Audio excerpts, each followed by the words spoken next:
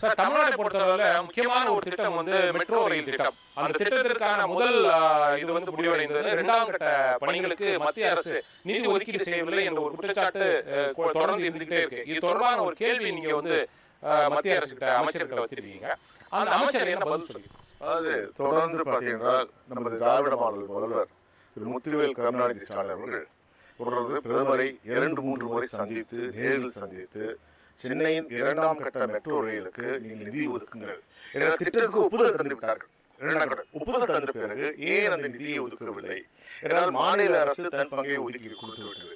ஆனால் ஒன்றிய அரசு தன் பங்கை தரவில்லை, இழுத்தடித்தே கொண்டிருக்கிறார்கள். இதை கேட்கும் போதெல்லாம் பார்க்கிறோம் சொன்னார்கள். நாங்கள் சொன்னோம், நீ தரவில்லை.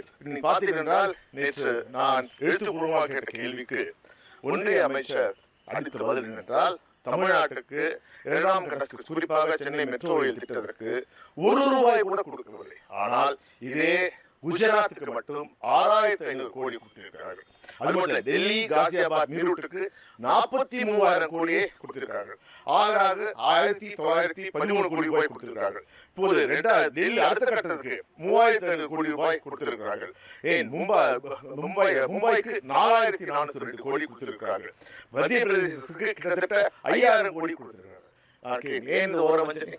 தமிழ்நாட்டு மக்கள் வருகின்ற வரி பணத்தில் ₹1 நீங்கள் தருவது வெறும் 26 காசு தான். எங்கள் பணத்தை தானே கேட்கிறோம் என்று அடிக்கடி எங்கள் எங்கள் உதயநிதி ஸ்டாலின் கேட்டார்கள். நான் கேட்கிறேன், இப்போ கேட்கிறேன், தமிழ்நாடு வளர்ச்சி மிகுந்த மாநிலம். தமிழ்நாடு வளர்ச்சி பெற்றால்தான், ஒவ்வொரு மாநிலம் வளர்ச்சி பெற்றால்தான் ஒன்றிய அரசு பலமாக இருக்கும்.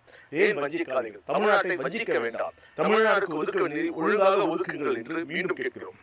நீங்க வந்து நிதி ஒதுக்கீடு செய்யவில்லை அப்படின்னு சொல்லிருக்கீங்க. மத்திய அமைச்சரும் நேற்றுக்கு பதில சொல்லியிருக்காரு. ஆனா கடந்த வாரம் நாடாளுமன்றத்தில் பேசும்போது ரயில்வே துறை அமைச்சர் சொல்றாரு, மெட்ரோ ரயில் திட்டத்திற்கு நாங்க 7000 கோடி ரூபாய்க்கு மேல ஒதுக்கீடு செய்திருக்கிறோம், தமிழக அரசும் தமிழக எம்பிக்களும் வந்து பொய் சொல்றாங்க அப்படின்ற ஒரு குற்றச்சாட்டை வச்சு அதற்காக தான் அந்த கேள்வியை கேட்டோம். ஏனென்றால் ரயில்வே துறை அமைச்சர் மெட்ரோ திட்டத்தை பற்றி அவர் பதிலளிக்க இயலாது.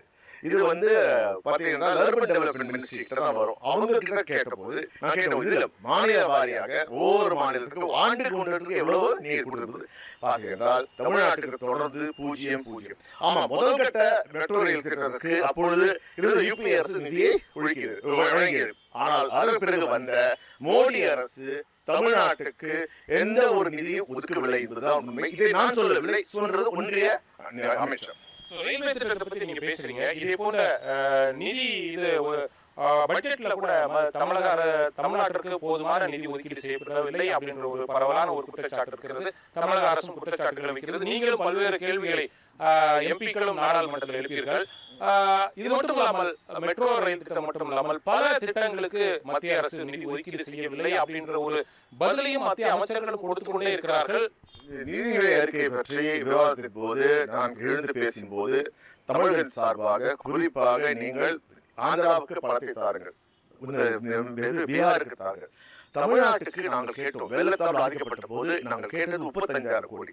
ஆனால் நீங்க கொடுத்தது வெறும் 487 கோடி. அது கூட தமிழ்நாட்டு அரசின் SDRF ஃபண்ட் தான் கொடுத்தீங்க.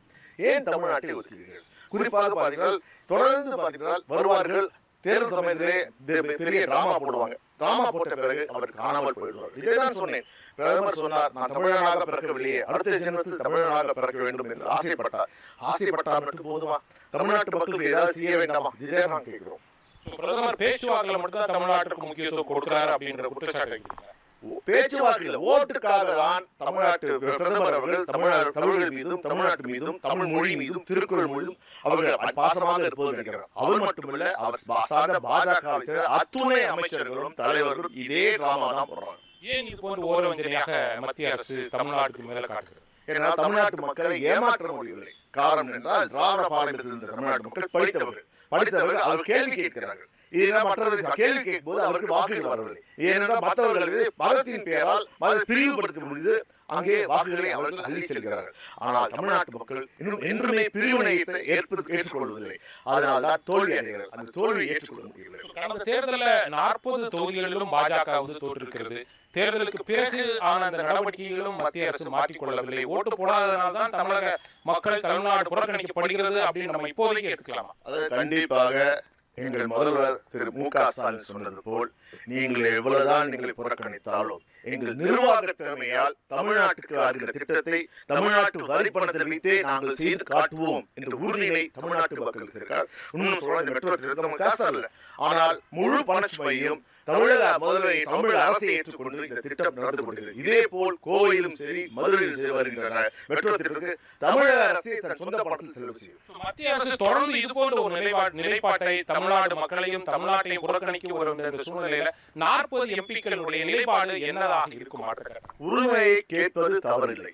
இன்றைக்காக உரிமைக்கு குரல் கொடுப்பதுதான் தமிழ்நாட்டு பங்கு. நாம் கேட்பது எங்களுடைய உரிமை. எங்கள் பணத்தை எடுத்து பிற மாநிலத்துக்கு, குஜராத்துக்கும் மத்திய பிரதேசத்திற்கும் நீங்கள் செய்யும்போது எங்களுக்கு வருத்தமாக இருக்கிறது. நாங்கள் உரிமை கேட்போம். இந்த குரல் இன்னும் வலிமையாக கேட்கிறோம்.